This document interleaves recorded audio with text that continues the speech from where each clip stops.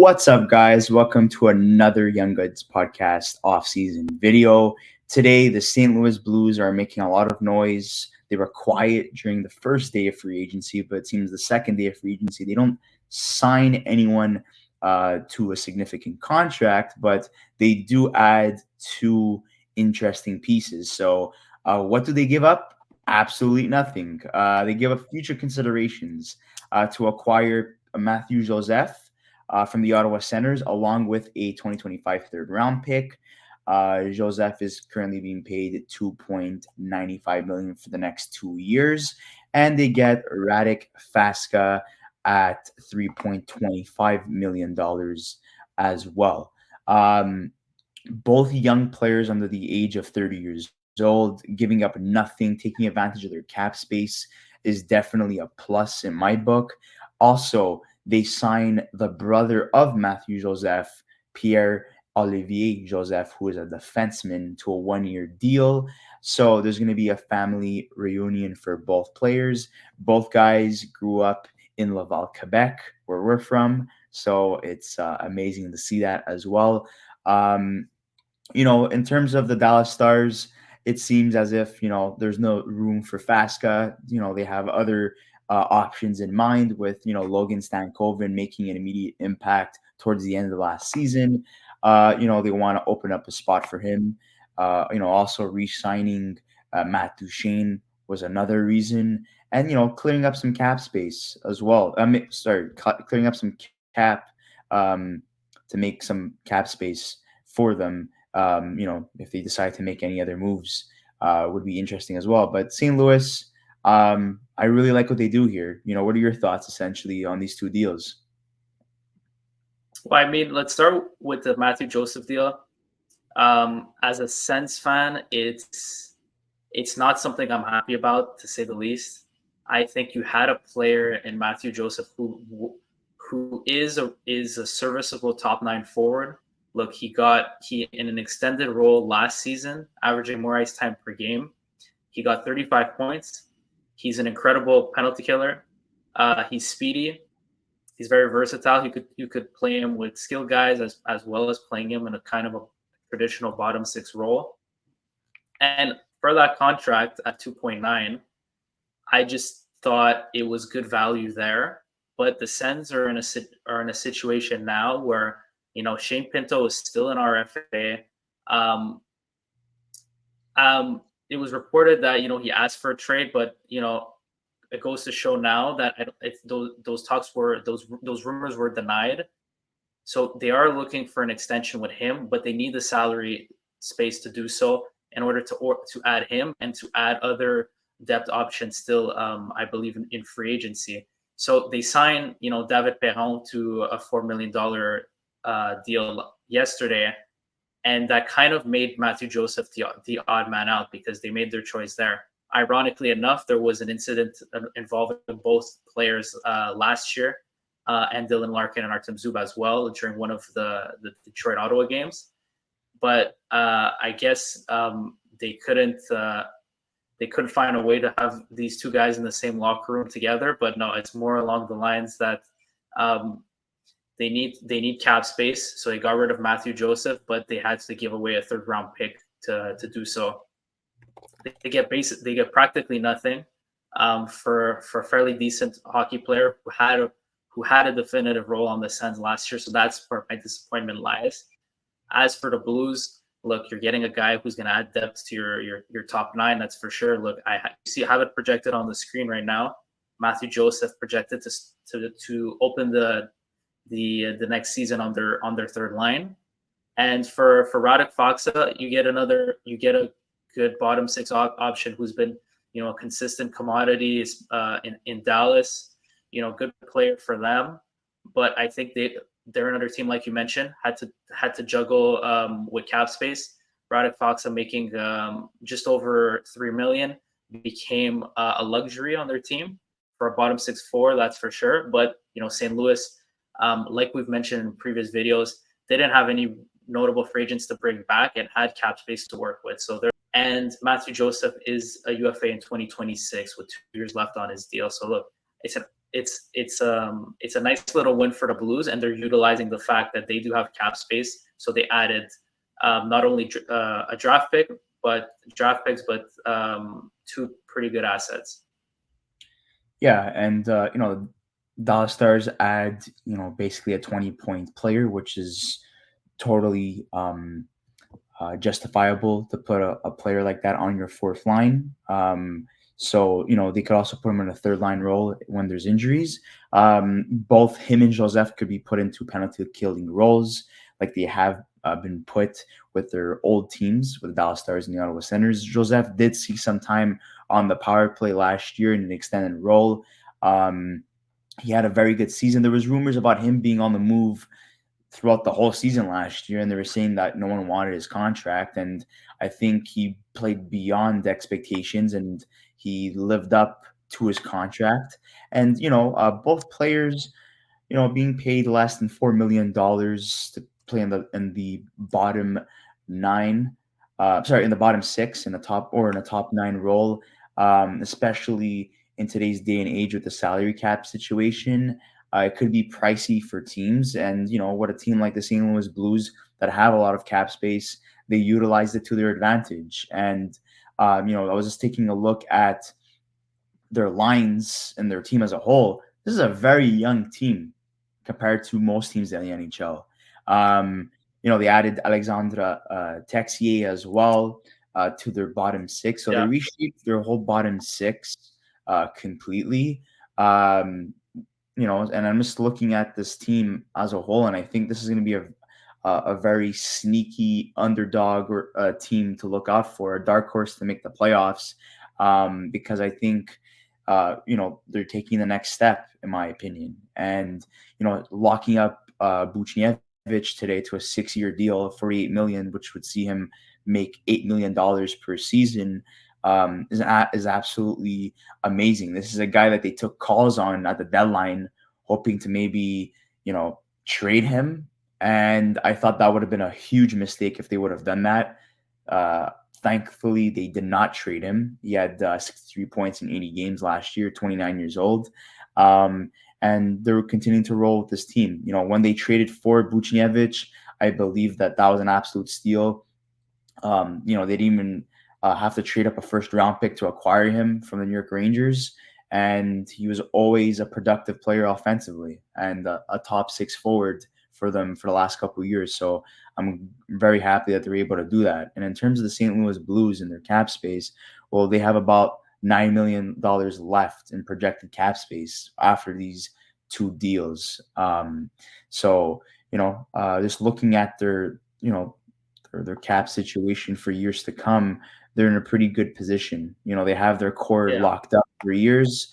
They can still make moves this year, right? They could. With $9 million in cap, and we look at it on the screen, they don't have any notable RFAs that are going to take big chunk of salary. So for them, they could still be players even with just strictly the free agents on the market. Look, they're a team. They were close to a playoff spot last year. They didn't quite make it. They needed to add a couple pieces to take this thing over the top. I think a move at their blue line is probably something that they'll target, just because I think that they need some juice there. In terms of their goaltending, well, look, Jordan Binnington, they gave him a big contract. They kind of have to rely on him to be their guy again this season. But what I also wanted to say, but for the Pavel Buchnevich deal, if I were to give my opinion on it, I think it is slightly an overpay. But they're a team right now that don't have that many huge, massive contracts. So him getting $8 million on this team is really not bad value. And he's also he's a consistent first line player. Good on both ends of the ice, and like you said, he's a great scorer. So it's not horrible by any accounts, and he's still of a decent age to merit that kind of a long contract. He's still not even 30 years old. If we go back to the Dallas Stars, on their cap friendly, right over here. But yeah, so for Dallas, before you pull it up, just mention it. I'll mention it quickly. Well, they have basically Stankoven and Wyatt Johnston are due for extensions.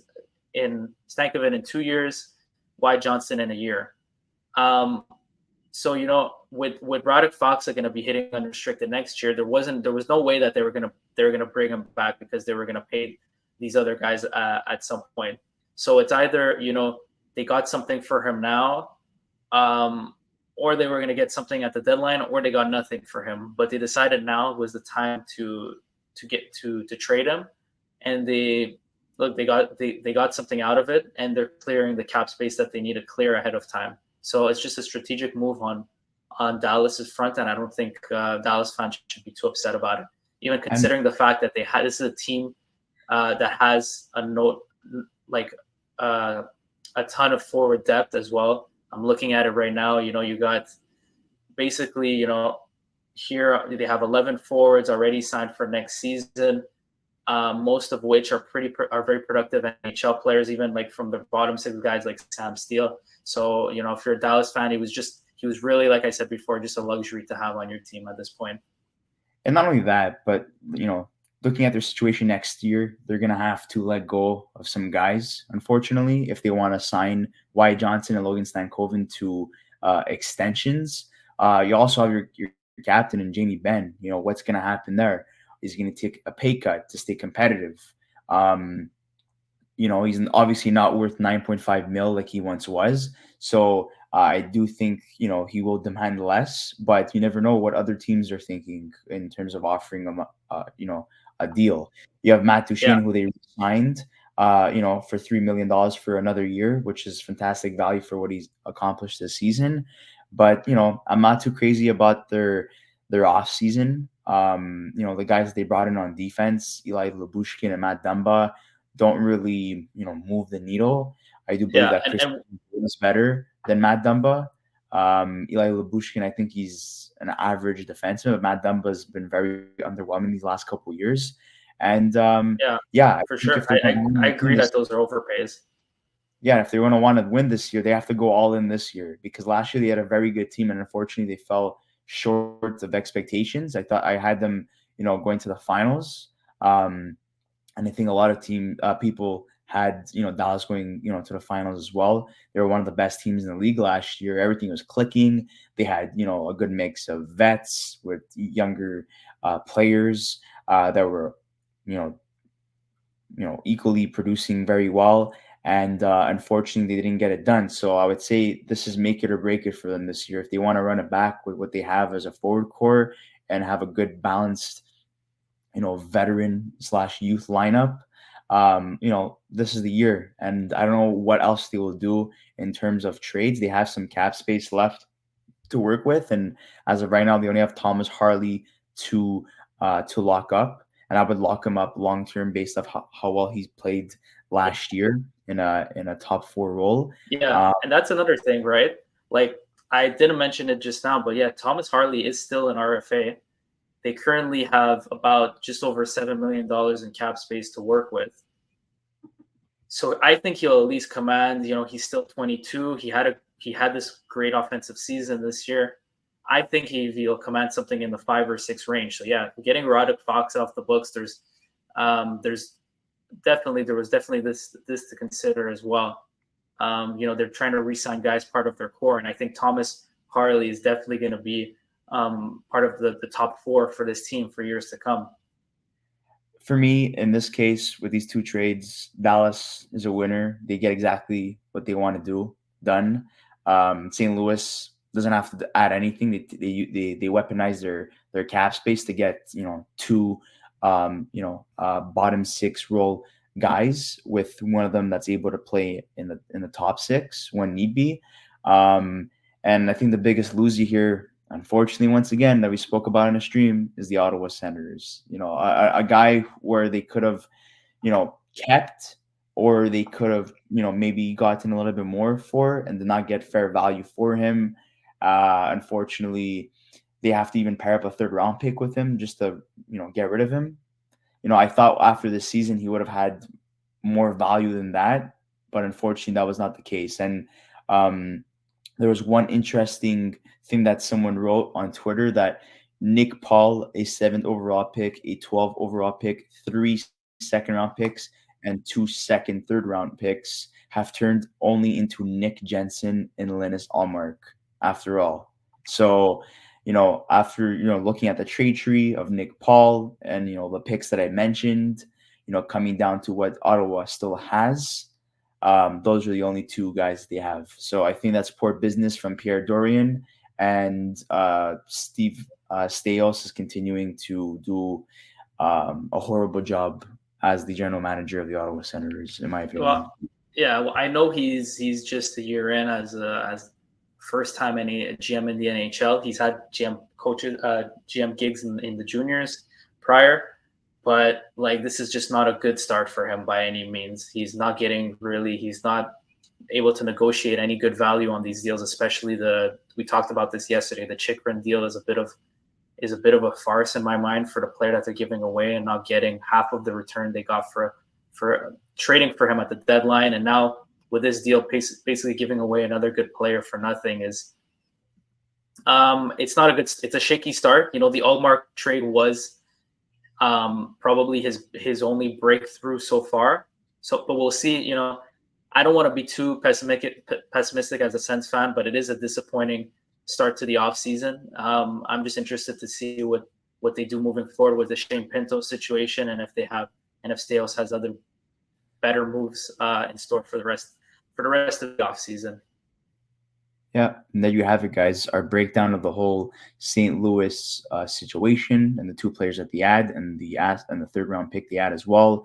What Florida does in this trade, what Dallas does in this trade, and a little overlook of what's to come for these three teams. But guys, make sure to like this video, subscribe to our channel if you haven't already, and we'll see you in another episode of the Young Guns podcast.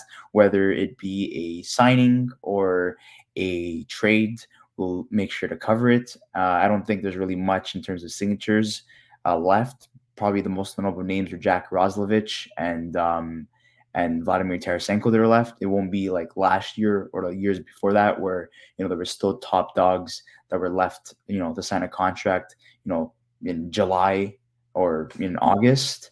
I think this year we'll see a lot less activity in terms of the signings as everything happened on the first day, and we'll see more trades. So guys, we'll see you soon. Thank you so much, guys, for watching. Peace.